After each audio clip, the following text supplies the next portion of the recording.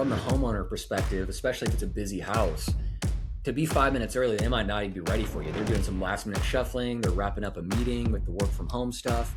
And so that text message letting them know like that you're on your way just sends that signal, really powerful. And when you combine it with all these other things we discussed today,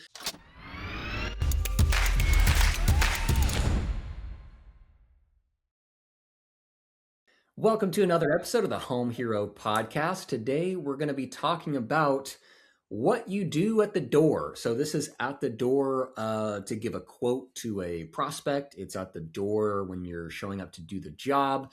At the end of the day, it seems trivial and you do it multiple times in a day, but there's an experience there. There's branding there. There is an engagement you're having with a human being that will hopefully hire you if they're a good customer and then keep hiring you again, refer you, leave you a review. So really paying attention to all these little experiences that are happening in your business is super important. So we're going to be diving into tactics and things to do right at the door when you're showing up. Coby, I'll let you kick this off, man. What was your process with Rust Belt when you guys show up to the door, whether it's a quote, show up to the job? I'm sure there's a different. I'd love to hear your thoughts and how you guys approach that.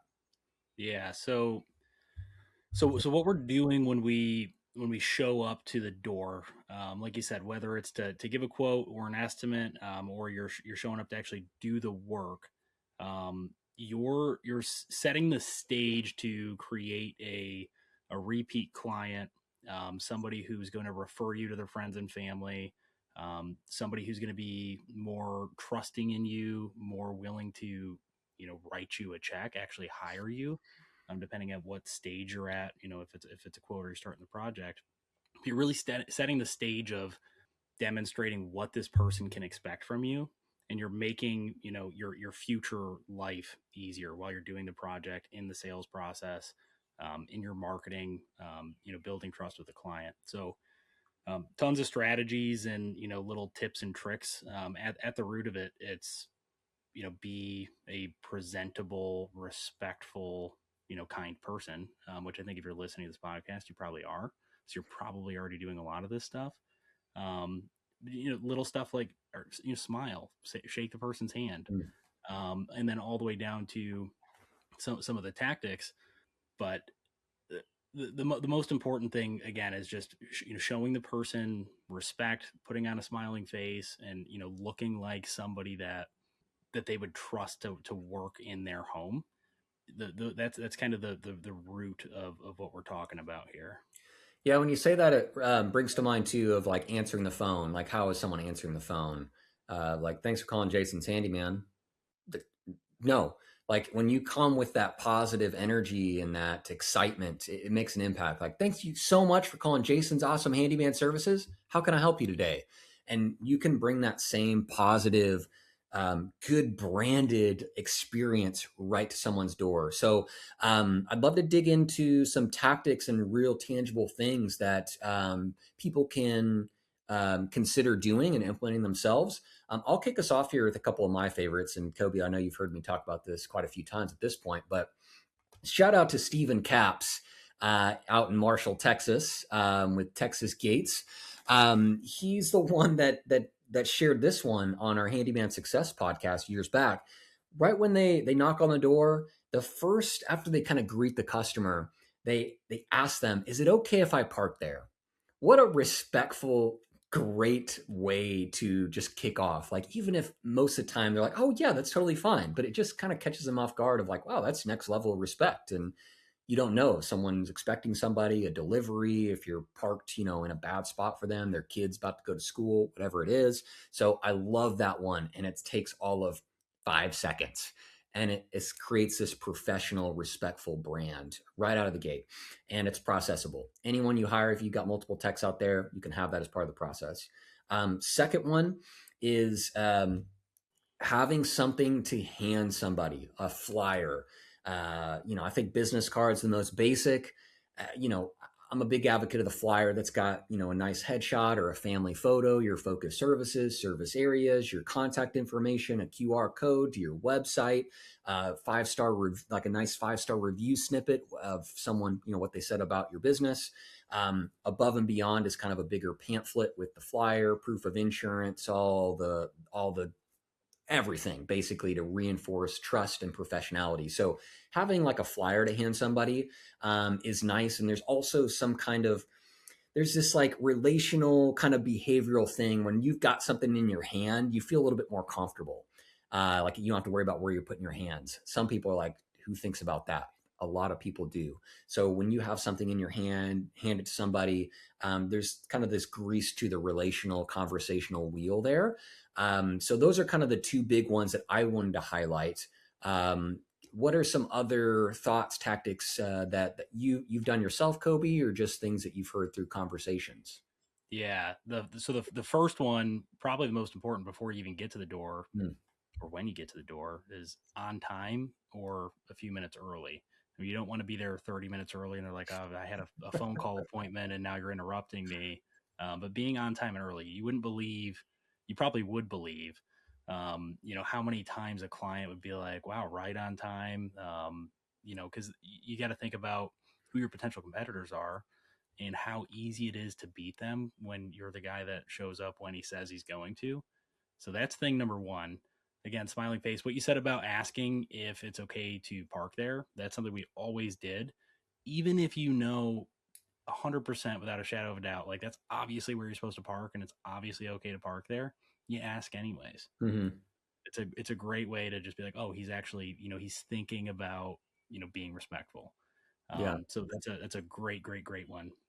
Having something in your hand to hand them, that's awesome. And those things, tend to stick around too. They might stick it on the refrigerator or sit on the countertop for a few months. Those things are great. They might, pass it to the neighbor if the neighbor, comes over and is like, oh, who is that? We might need some work done. They can hand them the flyer, whatever that looks like. So those are great tactics.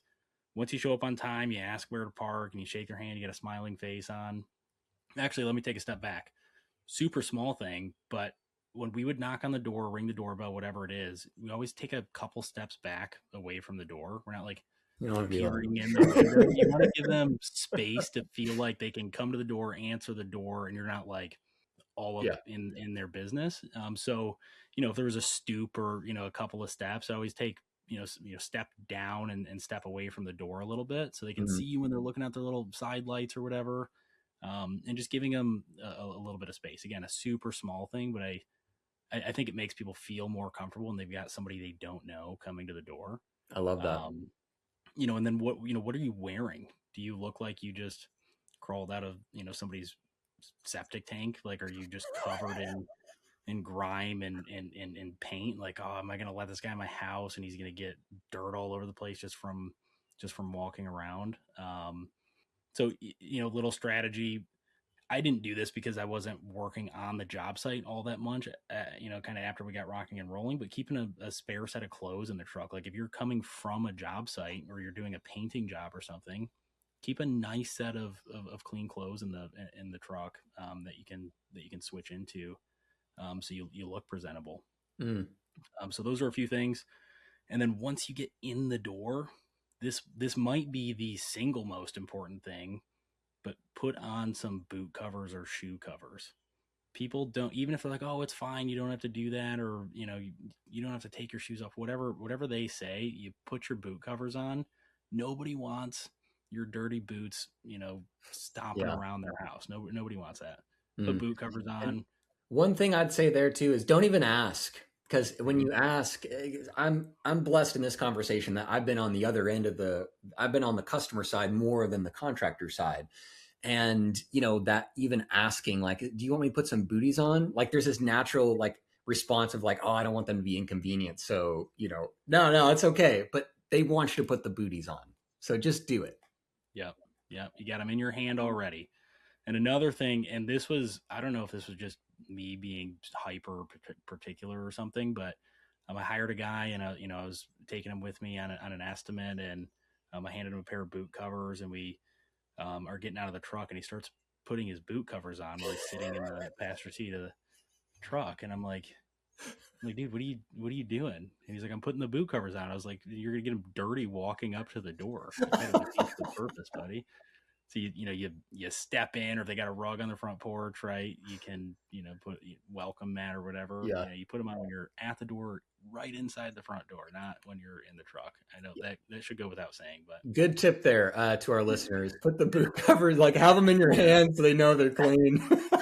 yeah, crazy, crazy. And if you forget boot covers, I guess you're taking your boots off, and they're gonna smell your stinky feet. And so that's a good reminder. That'll remind you if you ever have that happen where you forget your boot covers, you go to take your boots off, you've been working all day, and you're like, man, can they smell my feet? This sounds horrible, but it's like you won't forget your boot covers anymore, because I think that's much worse, is when you're worried Stinky about feet.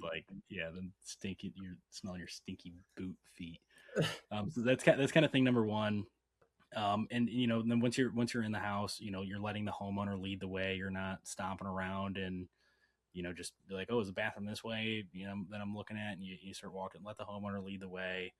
You're in their house, and so again, just the key point is you want to be respectful and graceful. When you're in their house. So those are the kind of the main things. I'm sure there's probably something I'm missing. Anything else you can think of, Jason? I'd like to emphasize to you just being clean, well put together, positive.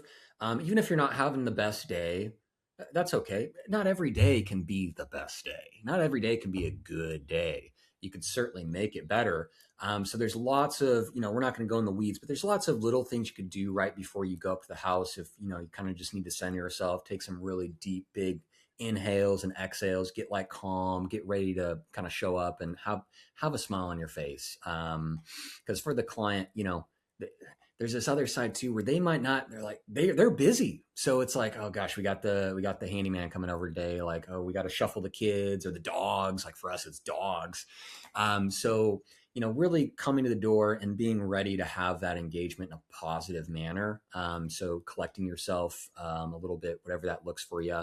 If you're, like just taking that quiet time to yourself and really acknowledging you get to make an impact on this person right now, and also represent your business in a positive way. So showing up to the door with like a positive attitude and calm, I think is really important. People can tell stress. You can sense like that stress and that energy there. So coming to the Yeah, door, calm, collected, positive.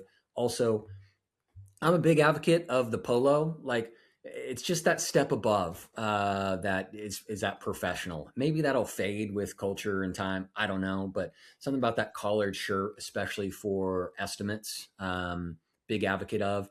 Even if I were on the job site, like if I start a handyman business down the road, I've always thought about it. I'd probably just wear a polo all the time. I just have a bunch of them. It's just something professional that sets you apart from most other people out there. So, come to the door looking nice, fresh, positive, well, got to take care of yourself, being well rested, looking clean, and be excited for the opportunity to serve that person or have that engagement with them. yeah, yeah. As you were saying that, thought of a couple more things that I think are important. One is have a notebook with you, a little Mm, notepad, something to write on to take notes. One, for your own benefit, so you don't forget stuff. And so the client's at ease that you're not going to forget things. You're writing stuff down, you're writing measurements down, have a tape measure with you. hmm Kind of no matter what you're doing, just have a tape measure clipped on your belt. But the notepad, I think, is super important. Again, for your own sake, to remember stuff, and to put the client at ease. Like, okay, he's being diligent about this. He's not just nodding his head and be like, "Yep, got it, got it, got it." Yep, Yeah. I'll remember that stuff. Um, and I'm even if it's more convenient, I'm anti, pulling your phone out and taking notes in your phone, like in the notes Yeah. app.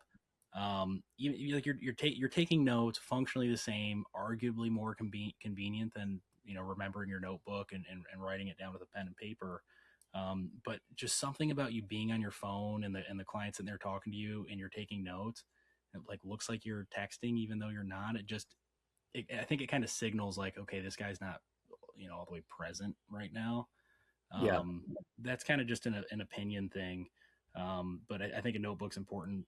Having a tape measure is important. And this is hyper embarrassing, but there's been more than once I've forgot a tape measure, and I'm doing like remodeling quotes. I have to measure cabinets and everything. And I'm like, hey, any chance that you have a tape measure Oh that I no. can borrow?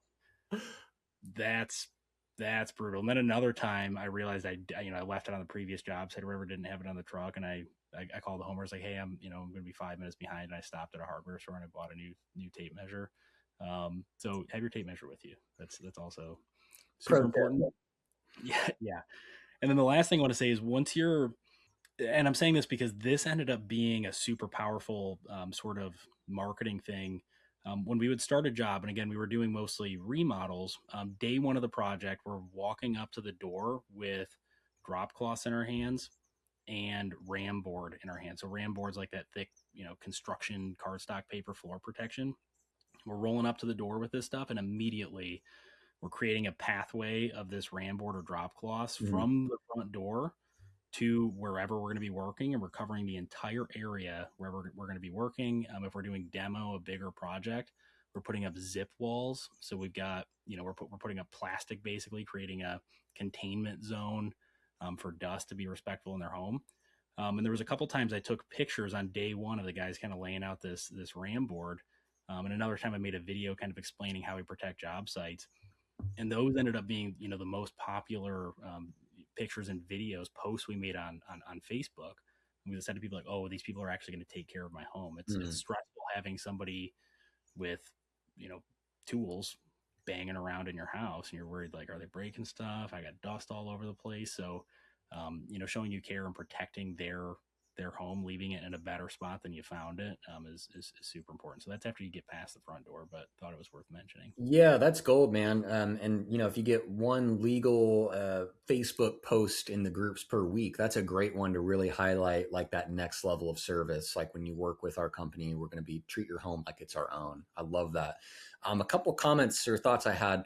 One is the phone. I absolutely agree. There's even if you get that permission of like, hey, is it okay if I have my phone out? I'm just going to be taking notes. I personally think that's fine. I know I've done that before for various things, but there is some kind of strange response, right? When someone's on their phone, even if they expressly ask you, right? It's just that when you see people on their phone, they're just not paying attention. So having like a work iPad, and I also want to shout out if you haven't listened to our previous episode with JR Crow, Steady Home Maintenance. We talked a lot about AI usage that he does in his business. He wears like these devices, his team does. So for estimates, when they go in, they get the client permission to record, but it helps them capture everything and not leave any details unturned or stone unturned. And so that allows them to, where they've been able to uncover some little things. They get to go above and beyond because they didn't forget these tiny little details. So with technology now, there's all kinds of ways to, productively capture an estimate without necessarily being on your phone or even taking manual notes. I do think there's value in a notepad and that attentiveness, that on the ball kind of appearance. And the last thing, as a untried, untested environment that I've been seeing on Facebook, is the like smart glasses that you can record. I've seen some really. There was a video I saw. It was like a month ago of them pulling up a video that he sent his estimator or something, like a recording of like a deck repair job, and he was like pointing stuff out and just kind of collecting the details of what's going to go into that project. I thought that was really sharp. So overall, there's quite a few different ways now to be on the ball, be professional when as far as collecting the details. Yeah, yeah, absolutely. Last thing I want to say, it's more things keep coming up as we're talking about this, That's but good stuff, man. last thing I want to say is when you're on your way, whether it's an estimate or you're starting the project, or your Mm. field tech is, you shoot a quick text message. Hey, just heads up, I'm headed your way. I'll be there, about this time. Certainly, if you're going to be late, that's a must is give them a heads up that you're a few minutes behind. Um, but giving them just a simple heads up that you're coming. Just hey, just a heads up, Mary. I'm on my way. I'll be there in about 15 minutes. And last thing, I keep saying last thing, and then I keep thinking of more stuff. if you are late, you're running behind, give them a heads up. If you're not sure if you're gonna be late, you're gonna be right on time. Shoot them a text anyways. Hey, I'm gonna be 5 minutes behind. And then if you're right on time, great. Everybody's pumped. And this came from, I think this came from Chris. What's his name? The book's called Never Split the Difference. He was like a FBI hostage negotiator, but he talks about negotiating and um, sending subtle verbal cues and things like that. But Hmm.